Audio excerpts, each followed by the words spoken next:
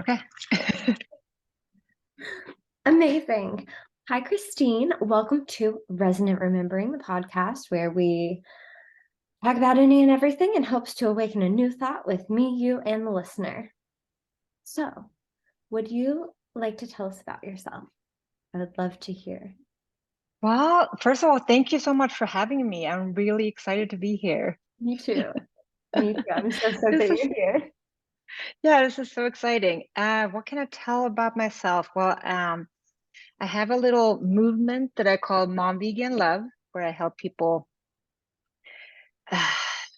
just show how amazing it is to be a mom and just finding that thread of love through your life with your children and within yourself, and also just showing people how easy it is to be vegan. And recently I've also just finished writing my book, The Unconventional Addict. That's so So I know, so I'm working with my editor right now to get it out into the world. So yeah, super exciting. incredible. That's so exciting. When should we start looking for your book? Do you have a timeline yet?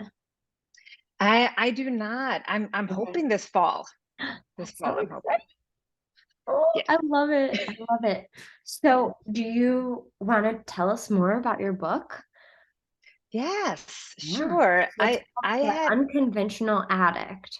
the unconventional addict. Yes. And that's who I think I am. I was just actually checking in my calendar, and I'm getting close to 9 years of sobriety in Wow. July. And I just, like, the first 5 years I did on my own.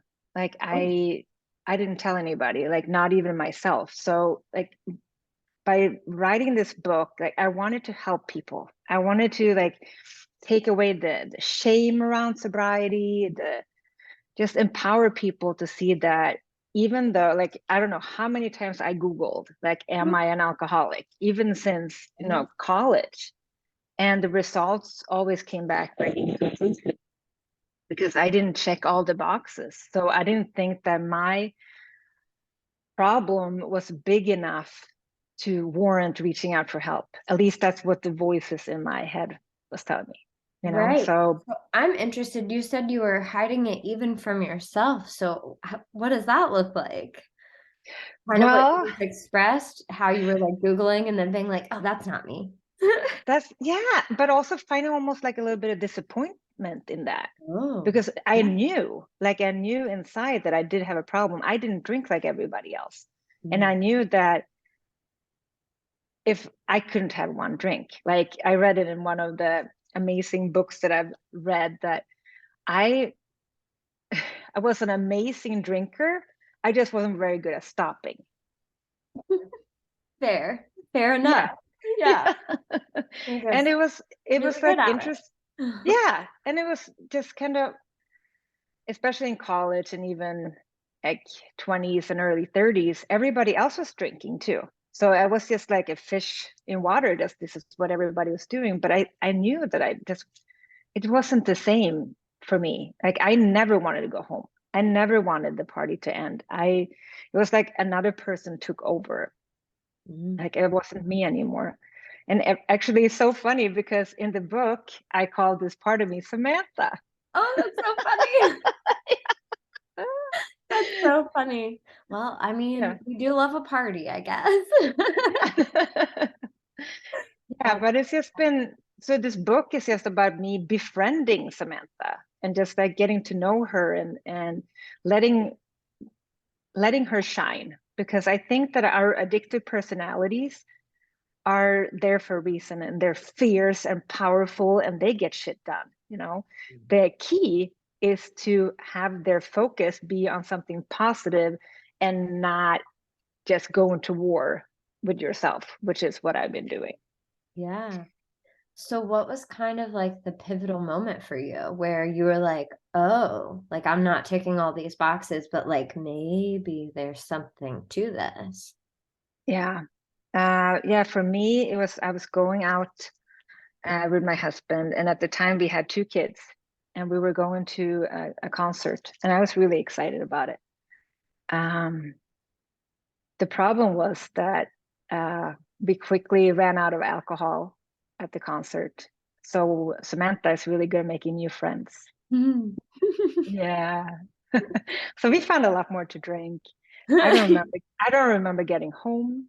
Oh no.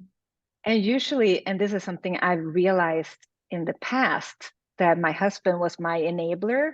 Like we knew, like Samantha and I knew that I could drink however much I wanted to because my husband would get us home. Mm. But this particular night, he did not. Okay. And usually the next day, he would fill in the blanks of what I had said, what I had done, where we'd been. And I just have this image of a lawn in this like sleepy suburb where we lived, looking so inviting. And then I don't really remember. I don't remember getting home. So I just woke up that next morning just like in utter terror. I'm like, this is not okay. Like I am the mother of two children. I have a freaking like Volvo station wagon parked outside. Like this, I was supposed to be an adult now. Like, what am I doing? And it was just, yeah, I just knew that in that moment, like, help. Like I can't. Yeah. This has to end. I'm scared for my life at this point. Yeah. And So I'm yeah. curious, what shifted for your husband that night too? Like, Hmm. did he just say like, I'm gonna do me, like you and Samantha figure it out? Yeah. Yeah, I don't think, and I've talked to him about it, I don't think it was a conscious decision on his in his Okay. part. I think he was just really tired because normal people get tired. They Yeah. drink and they get tired and they go home. Yeah. You know?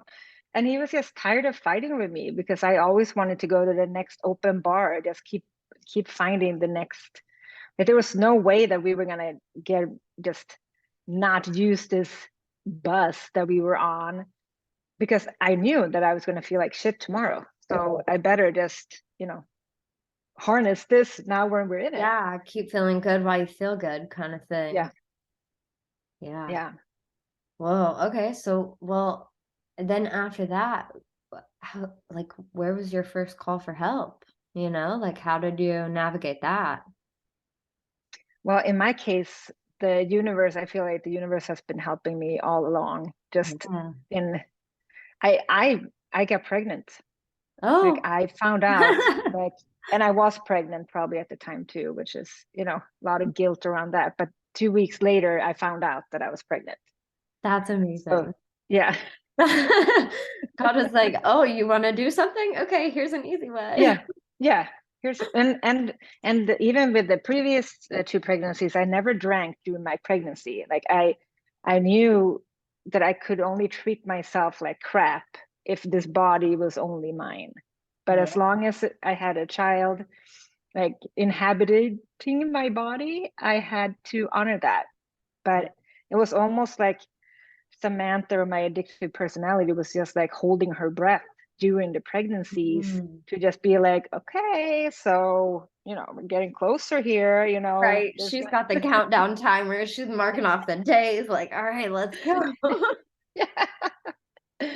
Yeah. Oh, wow. So then after the pregnancy, Hmm. what did she do after that? You know? Yeah. Well, fortunately, and that is also, I really want to emphasize is that I have been so angry and just like fighting this, like we have to do the work. So just being able to say that these things were just like twisting it around and seeing it from a different perspective takes a lot of work. But just my youngest daughter was born very, very sensory, very, very attached to me.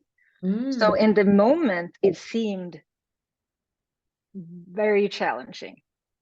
But I also knew that there was no way that I could drink because, like, when I had my previous kids, I could take Sunday off and just like lay in bed, and my husband could take care of the kids. Edna would not. There was no way. There was no way. She So just wanted to be by you. yeah, Yeah. and it saved me. It saved me. And that's how I got up to like 5 years of sobriety without doing any of the work, because I just knew I had this person that I really had to focus on and take care of. And it wasn't until, like I said, like 5 years later that I realized, oh my God, my safety circle, my safety little person is now becoming an individual, and I could have that one drink. And that's when I again had that just like, oh my God, I need to start doing the work. I really need to start doing the work. Because you were even 5 years later, like, well, maybe. Yeah. Yeah. What's one drink's gonna do? You're fine. You can totally handle it. And the whisper in my ear, like, you deserve it. Like, you worked so hard. These have been challenging years. You deserve a drink. And then just like having the voice and the other voice inside, like, no, if you have one, that's it. You may name, you don't know what's gonna happen. It's not, you can't have one. Yeah. So how did you start implementing steps to kind of redirect that voice? Well, that's when I actually started reaching out for help and started talking about my sobriety, because for some reason in my mind, I had so much shame around it that I couldn't handle alcohol. I, I should be able to have just one drink. I was like shooting all over myself, and Oh, just no. admitting that I couldn't handle alcohol felt like such a defeat. But that's really what I did. I just started talking to people in my community. And by that time, we had moved down here to Sarasota. And I just created, through the luck, again, just the universe, this beautiful, beautiful community around me of just amazing women, mainly, who were also on like a recovery, just like awakening journey. So when I first said that, I think I might have a drinking problem, they were just like, oh, me too. Or just like, oh, that's amazing. Okay, thank you for sharing. Or okay, this is what I did and this helped me. And I some of my sisters, some of my friends had created this uh, sobriety group that I went to support them, Oh, not of because I course, had a of course. problem. It's so Just for the snacks, just for the moral support. Oh my goodness, it's so funny in hindsight to think about it, because that's when I realized I'm like a true codependent. So it's just beautiful though that when you start surrounding yourself with kind, loving, self-loving people, that when you do things for other people, you're gonna end up in like pretty awesome places, you know. Yeah. Yeah. That's interesting. How do you find that being codependent went alongside of your journey? Well, I think one of the things being codependent is like, I don't want to stand out, and I want to make sure that you're comfortable and that everybody else is comfortable. So going to a party, for example, where there was alcohol, and I may have had the intention of not drinking, I didn't want to make anybody uncomfortable. So I would just like, if somebody offered me something, it's like a gift of love. So I had to take it. Like saying no was not even in my vocabulary. You don't say no. So just that was like a big part of it, just like not seeing me as a separate person than anybody else, and that I could be loved for who I am, not for what I do for you. Yeah. I'm still like, I'm still learning about it. In fact, I'm working through the Codependent No More book right now, and there I do check like all the boxes. That's fair. Mm-hmm. That's fair. How does it feel to check all the boxes? Is it validating or is it overwhelming? Both, both, I would Yeah. say. I mean, when I first realized that I was codependent, it felt like ding, ding, ding, ding, ding, ding, this is it. Like you found it. Like it felt so validating, like you said, just like, oh my God, there are other people like me. I'm not crazy. Well, I might be crazy, but there are other people that are just as crazy Not as now it. me. So it felt really, really good to just see like, okay, other people have done this. I can do this. There's help. I'm not alone. Yeah, that's beautiful. Mm-hmm. That's beautiful. So where did becoming vegan fall into your journey? Oh, yeah, that's a good question. That actually kind of weaved himself into the journey because we found out that my son, who's my second child, was allergic to dairy. Oh, Kind of when he was a baby, and he had asthma and a lot of stomach issues, and we just couldn't figure out what was wrong with him at first. And when the doctor said that he was allergic to dairy, I'm like, how dare you? Like, oh, no, don't take it. Because I grew up in Sweden, so we had dairy for wow. breakfast, lunch, and dinner every day. Every day. Like, I'm like, you're taking away my oxygen here, man. Like, Oh this is no. not cool. I want you to rerun the test. No, I didn't say that, but I like, I need to go get a second opinion. Right. But it led me again, like all these like things that's in the time in the moment seems like an obstacle, led me to this like beautiful new way of life. And we found the movie Forks Over Knives when they talk about, you know, plants having protein. And I'm like, ooh, hold the phone. This is amazing, because I had always eaten meat like this. Like, I Oh, can't think about where it's coming from. I'm like, I'm such an empath. So like we have 3 rescue dogs, and just like uh, again, just like bing, bing, bing, bing, bing, like, you yeah. found it. And then just like both my son and my husband got rid of their asthma. My son got rid of his stomach issues. It's just been amazing for us. That's incredible. Mhm. That's really incredible. So then did you, I guess, was it like an immediate transition over to obviously no dairy, but then Yeah. like, did you slowly phase out meat? Was your whole family on board? Like, how did that kind of look? Yeah, and that's where I think Samantha, my addictive personality, is so amazing, because she was going to do everything overnight. You know, Yeah. we started reading all the books, watching all the movies, like listening to all the podcasts, and we're like, okay, we got this. This is the way to live. Today's the day. And my husband and my kids were like, no, I don't think we can't do that. So it did end up, we had to kind of find more of a balance, just like, Yeah. so it was more of a like a transition. I would say it probably took us. Um, it wasn't until after I got sober that we officially like could like. Well, we started calling ourselves vegan. Like, we watched Earthlings, Mhm. and I just really just sorry my. Oh, you go. uh, my husband and I watched Earthlings together, and I think we went through like a whole box of Kleenex, and it was just like, I don't want to be a part of this anymore. I don't want to have this sort of suffering in my body. It's not a diet or a way of eating for us anymore. It just became like a knowing that this is, it's not a choice. This is just who we are.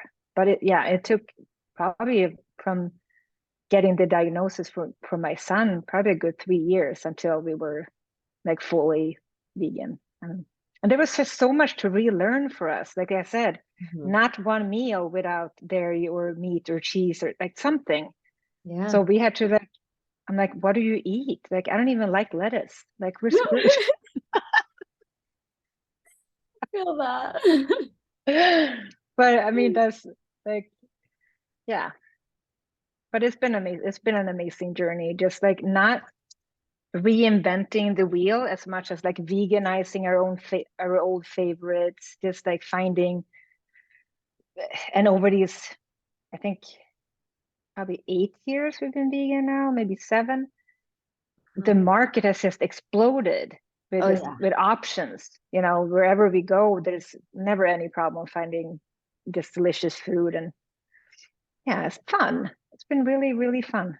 Yeah. That's awesome. Hmm. That's amazing. So I love all of that. I'm trying to think like how, so then obviously you sort of channeled that inner addict into helping your family. And then what has she been up to these days? Well, She helped me write this book. Yeah. And she's probably here right now because Kristine doesn't do this kind of stuff. Yeah. So she's getting channeled into like some service to the world now. Exactly. That's really what the whole book is about. Just like channeling the inner addictive personality and use it for good. Just like, I mean, Kristine, I would never even have posted anything on Instagram about being vegan. Like, just that was just like, oh, what are people gonna think? Oh my God, what if I fail going vegan? What if I like post something that's not vegan and people are gonna be like, you are wrong, because I'm also like a perfectionist. Oh And yeah. Samantha's like, caution to the wind. We're gonna show people this new smoothie we made because it's amazing. Like, how can you hold back? And then like post. I love that. Yeah. She's really just reckless. We love it. Yeah. Yeah. We love it. Life for the party. Yeah. I love that. So, Mm-hmm. oh wait, I had a question and it just like vanished. It'll come back. Mm. Oh yeah, that was it. What would you say has been the most rewarding part of sort of finding a way to step through that shameful feeling and then talking about it and then finding ways to channel that energy into something different? What is like the most emotionally rewarding piece? My relationship to my children. Yeah. Yeah. Just being able to be there for them and growing as a person, like with all the work that I've done, like therapy, just groups, all these just life improving, getting to know myself. I think that before I started, I was probably emotionally like a 7-year-old. Mm.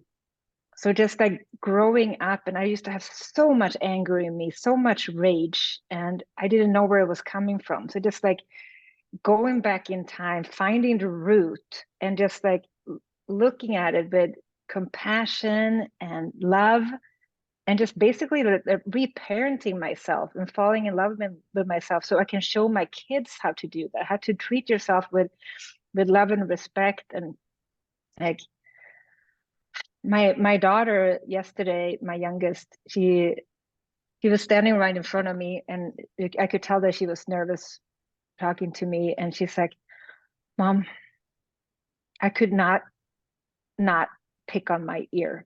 Like, she's been having issues with her earring. And I didn't even want to tell you because I think you were going to get mad. But I couldn't help myself. And I'm like, oh, sweetie, it's okay. But she has been scared of me. In the past, I might have yelled, I might have raged. I've been like, I told you not to do this. Why do you do this? Blah, blah, blah. There's this like, and just being able to be in that moment and see this little child who really is just a mirror of the child within, and just being like, thank you for being so courageous to tell me. I understand. It's hard not to pick on scabs. It's fun. Yeah. Yeah, what can we do to fix this? And she's like, Mom, thank you for listening to me. I was going to go to bed and just cry myself to sleep. And thank you for hearing me. And I'm like, oh, Oh. oh. Yeah, that's amazing. That's amazing that you've shifted into such a way of being that she can, find the courage and come tell you things and even say Mm-hmm. like, I thought you would get mad, but like do it anyways. Yeah. That's Mm-hmm. incredible. That's Yeah. incredible. How do you, I mean, I see how that's reflected in you, but how do you see that that is just mirrored behavior as well? Mm. Yeah. That is a really good point. I mean, that's the thing. We're all just walking around being mirrors for each other, right? Yeah. I just like, yeah. And another thing that I just want to model how we can be as people, and also showing my kids that we don't have to be perfect because there's no such thing. And if there was, it would be boring. you know, Yeah. we don't want to be boring. We want to be alive and just and have fun and experience everything that this world has to offer. And we're gonna make mistakes. And that's one of the biggest tools that I've learned is that if like I get frustrated or the anger just bubbles up in me, like I still have this thing because of trauma in my past that when I leave the house, I I'm not really present. Like you don't want to stop me leaving the house because I'm in survival mode at that point. Mhm. So I have a tendency of if somebody that like even my husband tries to have a conversation with me, I'm like, I can't fucking talk right now. Like but then I get to like get in the car and I get to leave, and then I get to text him or call him and say, I'm sorry. I'm sorry I spoke to you like that. I wasn't myself. But I think there's so much in the repair. There's so much in the saying I'm sorry, like owning our actions, you know, that of course I hope to be able to walk out a freaking door like a normal person, but it's practice. Yeah. Practice. Yeah. And unlearning, especially like trauma embedded kind of coding it's really a journey. It's really a Yeah. journey. Yeah. Yeah, that's beautiful. I love that story. I love that you made it a book. I'm Yeah. so excited. I'm so Yeah, excited. I'm really excited about it too. It's been really, if anybody's considering writing a book, I would say go for it. But like in my case, I needed help. So I worked with a book coach, and otherwise I wouldn't have done it because it's hard. And I've tried writing a book. I've been wanting to write a book for like 20 years, but it was just beautiful having somebody take my hand and just like, let's do it. Here's a like step-by-step way of doing it. Like now you're in step 3. Don't worry about step, 44 because you're not there. You're right now you're here. And I'm like, oh, I can do that. I'm like, okay, I Yeah. don't have to worry about getting this book published right now because I'm working on chapter 2. Yeah. You know? I gotta get the book written first. Yeah. That's a really important lesson though for every piece of life. It's Yeah. like, be in the step you're in. Yeah. And that's yeah. Yeah. And it sounds like along your journey, you were very in the steps you were in, even though you didn't Mm. really know, maybe. Do you feel like you knew Mm. the whole time what steps you were in, or kind of looking back, you're like, oh, these are like the benchmarks? Mm. No, I don't it's I mean hindsight is 2020. I Hmm. think this I'm just so grateful that and yeah, I did not know where I was. I don't know where I am right now either. But I will maybe tomorrow I'll know which step I Yeah. was in today.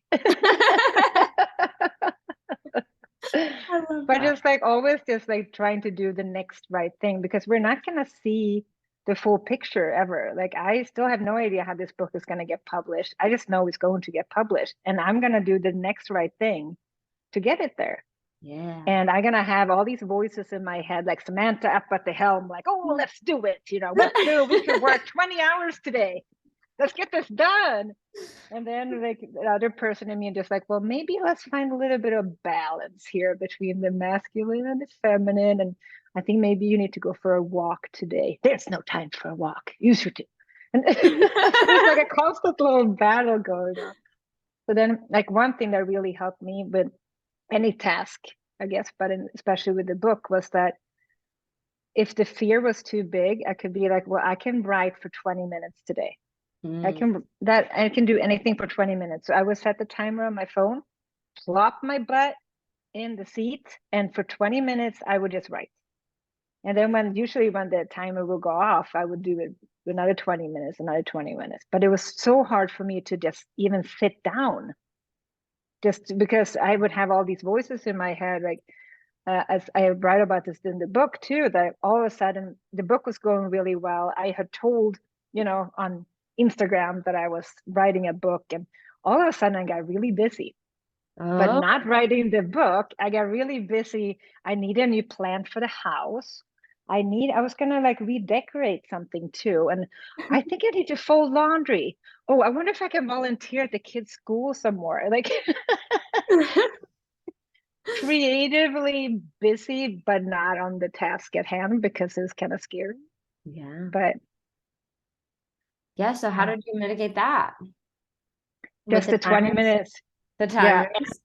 And the coach. The coach Mhm. was like a big deal for me. And that's what I feel like in recovery too, just having people to reach out to, you know. I don't know if you can see it, but it says Samantha. I love it. hmm And I having love the it. coach, you said? Yeah. Hmm. Yeah. So it sounds like other people have been a big part of your journey. Mm. Yeah. And that was really hard for me because like through my trauma and survival through that, I was convinced that it was just me. I was on my own.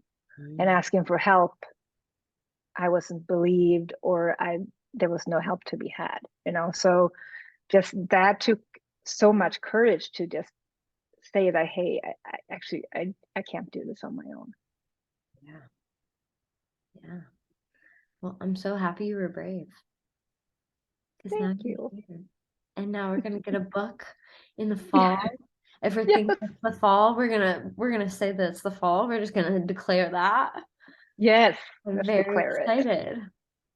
That's Me incredible. too. So, yeah, are there any kind of like concluding thoughts that you want to share with people? Are there any mantras that like got you through or anything like a Yep. ritual or a mantra that kind of helped you keep moving?